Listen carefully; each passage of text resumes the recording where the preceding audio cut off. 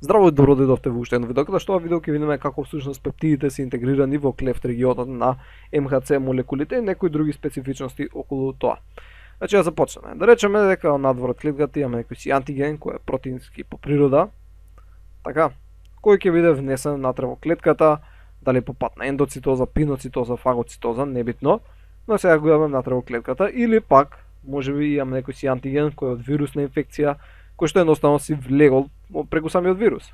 Така, небитно, и да речеме дека и тој е од протеинска природа. Овие антигени треба да бидат преработени, бидејќи вака како самите како што се во својата нативна структура, тие се многу големи молекули, едноставно не можеме да ги ставиме на МХЦ молекули. Значи треба да бидат преработени соодветно, така што ќе се добијат фрагменти. Некои фрагменти ќе бидат поголеми, некои ќе бидат помали. Така, значи ќе имаме различни фрагменти од двата антигена, да речеме, едни зелени, едни жолти. Океј. Сега, овие фрагменти од антигените ќе треба да се прикачат на МХЦ молекули. Сега постојат повеќе начини на ова кои може да се случи, мислам два начина поглавно, кои ќе разгледуваме во некои понатамошни видеа, каде што ќе збориме за антигенско процесирање. Но сега тоа што треба да знаете е дека внатре во клетката МХЦ молекулите кои ќе бележат како Т буква ќе бидат приспоени со соодветен фрагмент од антигенот кој нели ќе биде ставен на самата МХЦ молекула и после таа ќе биде ставена на мембраната заедно со тој фрагмент. Така, тоа ќе се случи и тоа ќе го разгледаме како подетално се случува во понатамошни видеа. Но сега ќе разгледаме некои други работи. Знаеме дека, на пример, имаме околу, односно точно 6 различни МХЦ класа 1, така значи МХЦ класа 1 молекули во една клетка кај даде индивидуа. Така бидејќи имавме 3 гени од таткото, 3 гени од мајката, односно може да се добијат 6 различни МХЦ класа 1 молекули. И сега знаеме дека тие ги има на сите нуклеирани клетки, така сите клетки кои имаат јадро. Но прашање, постојат само 6 различни МХЦ молекули, така, значи само 6 од класа 1, но постојат милиони различни антигени. И плюс од секој антиген добиваме уште толку фрагменти. Така, ако имаме толку многу антигени, така, значи милиони, имаме само 6 различни МХЦ молекули, тоа значи дека специфичноста на МХЦ за даден антигенски фрагмент не е многу деликатна, или како да се изразам. Така, не е толку детална или пак прецизна таа специфичност. Значи, таа е еден вид си општа специфичност. Значи, кога зборевме за антителата, кај антителата специфичноста требаше да биде дали тридимензионална или пак некоја си подредување на повеќе аминокисели. И беа некои си структури кои се сретнуваа многу ретко, се сретнуваа само на тој антиген. Додека специфичноста на МХЦ молекулите за дадениот антигенски фрагмент е, како што реков, општа и не е толку специфична, така, значи општо специфична е на некој си начин. Поради тоа, една МХЦ молекула може да врзува различни антигенски фрагменти. Нормално само еден во даден момент, но би можела потенцијално да врзе многу различни, така како јавме дека некој си црвен антиген и тој да речеме да ни даеше некои фрагменти, и оваа МХЦ молекула може да го врзе или ова. Може да го врзе ова или пак ова. Така, значи не е битно. Може да врзе голем опсег на различни антигенски фрагменти. Но иако има општа специфичност, така значи општа специфичност, има многу силен афинитет. Така значи кога ќе се врзе, врзано е. Така значи има многу ниска константа на дисоцијација. Така значи кога ќе се врзе, многу споро се одвојува. Односно полуживотот, значи те една половина може да биде неколку часа, така, значи часови до неколку денови. И тоа е многу битно. Зошто? Зошто кога ќе се појави оваа МХЦ молекула на површината на мембраната, така со специфичен фрагмент од дадениот антиген, ние сакаме да биде таму што е подолго. Што е подолго таму, тоа значи дека се поголеми шансите дека ќе се сретне со соодветен Т-клеточен рецептор на дадена Т-клетка, така што се потигне соодветен имун одговор. Ако овој фрагмент многу лесно дисоцираше, во тој случај мали се шансите. Значи она чим ќе искочи надвор, одма ќе си заминеше фрагментот и помина возот. Така, значи добро е тоа што има многу мала константна дисоцијација, бидејќи се држи фрагментот многу цврсто. Сега, Овие МХЦ молекули, дали се класа 1 или класа 2, небитно, не врзуваат само антигенски фрагменти. Значи они врзуваат и пептиди кои потекнуваат од самата клетка. Бидејќи МХЦ молекулата таа не е свесна, таа гледа само пептид. Така, дали тој е од антиген, така, некој си стран антиген или некој си протеин кој е од самата клетка, она не прави разлика. Така што, да речеме дека во овој случај имаме овдека некој протеин кој е наш протеин, така, односно селф протеин од самата клетка. И тој исто така ќе си подлежи на деградација, сите протеини подржаат деградација, не може да стојат постојано телото, но него ќе се добијат фрагменти. Сега, МХЦ молекулата може да се закачи и со тој фрагмент. Така, значи таа не бира. И во тој случај МХЦ молекулата ќе си биде стајна на мембраната и ќе прикажува фрагмент, пептиден фрагмент од селф протеин, така од протеин на самата клетка. Така ќе си речеш, па тоа е многу голем проблем. Така, Т клетка ќе се најде некоја си Т клетка која ќе го препознае тој фрагмент и едноставно ќе потекне имун одговор. Но тоа не се случува, односно се случува многу ретко, кај автоимуни заболувања. Зошто не се случува? Бидејќи Т клетките се унаводници паметни, односно тие се обучени, повторно наводници, ќе видиме тоа како е податаму кај што имаме Т-клеточно зрење, тоа за неколку теми од сега е, но Т-клетките кои препознаваат МХЦ врзано со селф протеин, едноставно не постојат такви Т-клетки. Сите Т-клетки кои ќе го препознаат тоа се убиваат. И ова е при нивниот буткамп. Така, знаете, кога има тренинг, кога замислите си овие Т-клетки како војници, они дур се на буткамп во тимусот се тренирани на тој начин, така што тие кои ќе препознаат МХЦ со собствен протеин се елиминираат. Така што единствените Т-клетки што остануваат во популација се тие кои препознаваат МХЦ плюс non-self протеин. Така, плюс некој протеин кој не е од нашето тело. И тоа не да ни го прават свесно, че они препознаваат се, но едноставно тие што би можеле да го препознаат ова се отстранети од циркулација со цел да не се случи автоимуна реакција. Сега, не сите Т-клетки ќе врзат секаков МХЦ со non-self протеин. Така, бидејќи имаме, да речеме, само за класа 1 имаме 6 различни МХЦ. Така, че овој може да е вака малце поразличен, овој е вака различен и може да секој од овие земал различен пептид. Овој го земал овој другиот го земал овој, така. Значи ќе имаат различен пептид, овој ќе има краток, овој ќе има малце поголем пептид и тие ќе имаат различна тридимензионална конформација.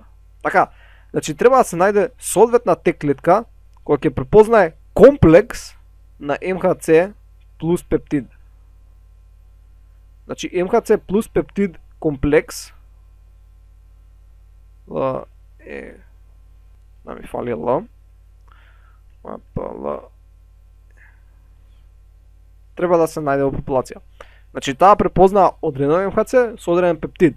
Значи да речеме можда тој Т-клеточен рецептор може да го препознае пептидот, ама ако не е тој пептид врзан со соодветен МХЦ, за џабе. Значи треба да се погоди комбинацијата на МХЦ со соодветниот пептид. И таа Т-клетка треба да го препознае тој комплекс со цел да имаме одговор. Сега, Т-клетките не дека не се врзуваат со другите, се врзуваат, ама таа интеракција е многу кратка. Да речеме дека ако се врзе со некој комплекс кој не го препознал наводници, интеракцијата е, сега лупам бројки, 1 секунда. Но ако се врзе со комплекс кој го препознава, таа интеракција трае 5 секунди. Врз база на тоа колку долго време трае интеракцијата, спрема тоа се одредува дали имаме поврзување или не. Бидејќи никое поврзување не е трајно. Значи немаме тука правење ковалентни врски. Се тоа се некои си интеракции, така кои траат некој си дадено време и врз база на колку време траеле интеракциите се вика се случило врзување или не. Сега друго нешто што треба да спомнеме е дека на една клетка има огромен број на МХЦ молекули. Така, значи ако имаме една клетка, ево како ќе направиме, може да има околу 10 на 5 молекули, например само од еден вид на МХЦ. Например класа 1. Рековме дека има 6 различни изотипови, така, кај една индивидуа за класа 1 МХЦ. Значи само од еден вид од класа 1 можеш да имаш 1, 2, 3, 4, 5. Така, тоа се 100.000 МХЦ молекули. Така, да ги имаме 6 по 6, така, тоа е еднакво на 600.000, значи 600.000 МХЦ класа 1 молекули на една клетка. И ова се само класа 1, не ги рачуваме класа 2. Добро, класа 2 ги има само кај дадени професионални антиген презентирачки клетки, но ова е огромен број. И сите овие ќе бидат обложени со фрагменти од различна должина и едноставно треба да се најде тек клетка која ќе биде специфична за комплексот на МХЦ плюс пептид. Значи, тоа е општиот дел, требаше да запомнете дека поврзувањето исто така се нарекува промискутентно, односно поврзувањето е општо специфично, односно слабо специфично, али затоа со висок афинитет, односно со ниска константна дисоциација. Значи, многу ретко дисоцира. Добро, сега го видовме во општиот дел, сега да видиме што се случува на молекуларно ниво помеѓу клефт регионот и пептидите. Така, сега, ќе нацртаме клефт регионот на класа 1 МХЦ, кој исто важи и за двете, ќе има некои разлики, но ќе ги разгледаме. Сега, шематски нацртан клефт регионот ќе изгледа налик вакво бродче индијанско.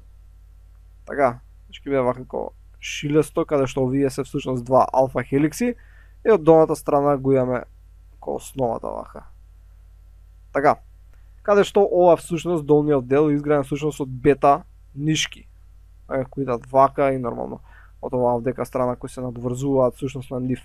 Всушност вака би било. Така. Океј, ама да не ги цртам од таа страна, значи овие се бета нишки. Сега антигенот, така фрагментот од антигенот ќе се интегрира тука вака некаде и ќе обележам вака како змијулка. Сега, нормално за да се интегрира во МХЦ, така за да може да стои поврзан, мора да има некакви си резидуи кои се препознаваат со цел да може да имаме некакво си општо, барем општа специфичност, така. И тие резидуи кои што се препознаваат, да речеме дека таа е една тука аминокиселина и една овдека, се наречени anchor резидуи, односно сидро. Така, значи сидро резидуи или ја ќе ги наречам клучни резидуи. Односно, тие се некои аминокиселини кои треба да се наоѓаат, значи одредени аминокиселини на дадена позиција во пептидот со цел да може тоа да се врзе со МХЦ молекулата. Сега, зошто немаме повеќе вакви? Така, во даден пептиден фрагмент. Ако имавме повеќе, во тој случај ќе имавме висока специфичност. Така, со цел да се врзеше во тој случај, ќе требаше да се потрефат 1, 2, 3, 4, 5, 6, 7 аминокиселини на дадена позиција, па да имавме врзување. Но немаме толку anchor points. Значи имаме релативно мал број anchor points и затоа имаме општа специфичност. И овие anchor резидуи се всушност аминокиселини кои имаат некаква си специфична тридимензионална структура, така бидејќи тие се аминокиселини мора да ги мислиме во три димензии, која што се совпаѓа во одреден наводници джеб на бета нишките. Така, значи овдека тоа е бета плоча, да речеме дека има отвор и ова влегува како клjuč во него. Така, значи овдека на овие две места имаме отвор, каде што овој дел всушност се совпаѓа со бравата у наводници. И ако овие два клуча у наводници влезат во овие брави во бета нишките, ќе имаме совпаѓање и овој пептиден фрагмент ќе може да стои тука. И нормално со силите со кои е одржан тоа место, тие не се ковалентни. Така, значи он има интеракции, вака што ги бележам со сина боја, кои се нековалентни интеракции. Така, значи не ковалентни интеракции. Односно тоа се ван дер Валс или хидрофобни интеракции, водородни врски и така таму. Значи немаме образување на ковалентни врски. Ама сепак имаме овдека држање на пептидот. Сега, пептидите кои најчесто се интегрираат во класа 1 МХЦ, така, значи пептидите кои најчесто се интегрираат во класа 1 МХЦ, имаат околу 8 до 10 аминокиселини. Така, значи ќе земеме некоја си вредност 9, не е битно, но една од овие anchor резидуи скоро секогаш е на карбоксилниот крај. Така, значи CO минус усвари вака. Значи едната резидуа скоро секогаш е аминокиселината до карбоксилниот крај. Или аминокиселината која го има карбоксилниот крај. Ова нормално не може да биде случајот кај МХЦ2, бидејќи кај МХЦ2 фрагментот буквално излегува надвор од самиот МХЦ регион, од самиот клефт регион. Така, затоа кај МХC1 една од енкар резидуите, сидро резидуи или клучни резидуи, е кај карбоксилниот крај, односно последната аминокиселина. Кај МХЦ класа 1 има уште една интересна работа. Да речеме дека, сега вака ќе нацртам од страна ако го гледаме ова, клефт регионот, така ќе изгледа нешто налик вака, ќе направиме како една вака линија, и овам дека е всушност вака. Така од бета плочи.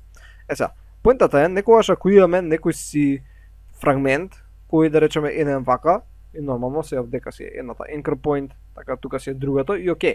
Да речеме дека имаме поголем фрагмент. Во тој случај фрагментот може вака да се свитка така за да го собере. Да го собере и пак тука ќе си биде едното anchor point, тука ќе си биде другото. Така што има некоја флексибилност, не мора тој скроз да биде линеализиран со цел да имаме уклапање. Исто така, не споменав, овдека можеме да имаме некои молекули вода, овдека што ги брежам со некоја си светлосина боја. Така, значи можеме да имаме молекули на вода со цел да се стабилизира структурата, како едно пополнување од страна. Замислете си го. Така, ако го исполниме ова целото од страна со молекули вода, тие ќе го држат на некој си начин стабилно, ќе одржат стабилен фрагментот внатре во клефт регион. Значи можеме да имаме вакви молекули вода кои едноставно ќе стабилизираат структурата. Сега, кои протеини ќе бидат енкар протеини, така, кои аминокиселини, поточно, кои аминокиселини ќе бидат енкар резидуи, зависи од тоа каде се наоѓаат овие унаводници брави, така, на бета плочите. А тие се одредени од алелите кои ги носи индивидуата. Така, да речеме дека една индивидуа, се би требало да го сватите, да речеме дека една индивидуа има ваков бета регион, каде што бравите, унаводници, се наоѓаат овде и овде. Така, и они, да речеме, се специфични, ова за, не знам, тирозин, ова за леуцин. Нема врска, некоја си аминокиселина. Сега, кога ќе се најде протеин, така каде што на тие места ќе има соодветните аминокиселини, во тој случај, тој пептиден фрагмент ќе се интегрира во МХЦ. Али, како што реков, овие позиции се одредени генетски. Така. Сега, што ако се трефне варијанта така што овие позиции, како што се избрани, се соодветни за некој протеин, каде што овој протеин е например протеинот полен. Така, значи ова е протеинот полен и протеинот полен баш има такви аминокиселини кои се совпаѓаат со твоите брави на твоите МХЦ молекули. Бидејќи МХЦ молекулите и ова кај се овие дупкиве кои што се совпаѓаат наводници брави се диктирани спрема твојот геном. Така што твоите МХЦ молекули може да имаат брави баш на овие локации кои што се совпаѓаат баш со пептидни фрагменти од полен. И затоа ти ќе бидеш многу посензитивен на полен, бидејќи многу повеќе ќе се експресира на твоите МХЦ молекули. И тоа ќе потикне многу повеќе Т клетки. Така, додека некој друга индивидуа, да речеме исто вака, кај некоја друга индивидуа која не е алергична, например бравите се исто овде и овде, така, ама се специфични, не знам, за цитозин и цитозин не е за цистеин, така например за цистеин и аланин, пример. Така, нема врска. За тие две аминокиселини. И сега да речеме го ставиме овдека пептидниот фрагмент од полен, кој што ги нема тие аминокиселини на тие позиции. Така, тука нема аланин. Тука да речеме дека има некоја си друга, затоа ги брежам со жолта боја. Тука нема цитозин, цистеин, има некоја си друга аминокиселина. Така, во тој случај, овој пептиден фрагмент во оваа МХЦ молекула не може да се внесе, едноставно ќе си замине. Така, не е совпадлив за таа МХЦ, за тој клефт регион на таа МХЦ. И поради тоа, оваа индивидуа нема да реагира на пептидниот фрагмент од поленот. И поради вакви интеракции може да настанат и доста и болести, автоимуни заболувања. Но ние нема да влегуваме у таа тематика, едноставно ова ми беше колку да го сватите концептот. Сега видовме дека кај МХC1 енкар, клучните резидуи, се наоѓаат отприлика малку се и се наоѓаат на карбоксилниот крај, така друга си некаде си другде. Сега, кај класа 2, сега ќе нацрта повторно вака некако си шематски. Кај класа 2, тоа е бета, ова е тука горе алфа. Енкер резидуите се всушност централниот дел од пептидниот фрагмент. Да речеме, бидејќи кај класа 2, кај класа 2 отворени се кревите и затоа пептидниот фрагмент може вака да излегува од страните. Така, енкер резидуите се всушност централните од прилика 13 резидуи. Така, значи централниот дел се обично енкер места на прикачување. Нормално овој фрагмент, пептидниот фрагмент може да биде дури и до 30.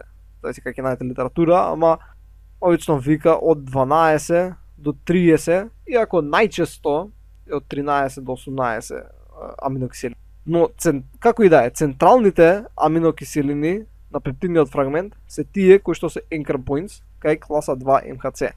И овдека имаме само некои слики да разгледам некои работи. Значи ова вдека што е првава слика се всушност anchor points кои се наоѓаат кои се anchor points кај различни МХЦ молекули, иако се од класа 1. Значи ова е еден протеин од едно МХЦ, ова е друг протеин од друго МХЦ. Така, и гледаме кај едното МХЦ anchor points биле овие аминокиселини, така. Но гледаме едната е кај карбоксилниот крај, тоа е кај другото овие биле едната е исто кај карбоксилниот крај. Додека ако ова беше за МХЦ класа 2, ќе беа сите овдека вака у центарот. Така. Но немаме за тоа. Оваа тука десно сликава е колку да не подсети дека ова е исто така како бродче. Така, значи ова се всушност алфа хеликсите. Ако го гледаме од горе. Така. А ова доле е всушност основата, така. Тоа доле. Сега вака зашто го гледаме од горе. Тоа е бродчето што всушност го цртав. Само што ја го цртав од страна дека го гледаме. Ова вдека се всушност джебовите во кои влегуваат резидуите. Така. Во кои влегуваат енкер резидуите. И баш како сидро, енкер зашто е сидро, влегуваат внатре во овие джебови, а овие джебови брави, што ги нареков, се дел од бета плочите. Така, значи овие се такви кои джебови внатре во овие долниве бета плочи. Така, нормално тие се тридимензионални структури. И внатре во тие джебови всушност влегуваат овие енкер резидуи. Овака. Она што со црно што обележам, тоа е енкер. Ја дека десно имаме една слика како всушност може да се свитка ова ако е поголемо, така, или пак да биде вака ниско спуштано, зависно колку е големината со цел да го собере. Ако например некои си точки се битни, ова вдека е да видиме дека молекули на вода, така, може да учествуваат со цел да се стабилизира структурата, да биде покомпактна. И тоа беше главното што требаше да го спомнам. Нормално има други работи кои ќе разгледаме во наредното видео, односно кои протеини, како всушност се процесираат протеините, овие вдека чекори ќе ги видиме. Така, овие вдека чекори ќе ги видиме.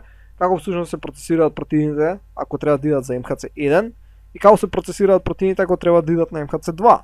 Така, значи ќе имаме цитосолно процесирање, ќе имаме екзогенно процесирање, но тоа ќе го видиме таму во некој си понатамошно видео. Добро, се надам дека научивте нешто ново и ќе се видиме во наредното видео.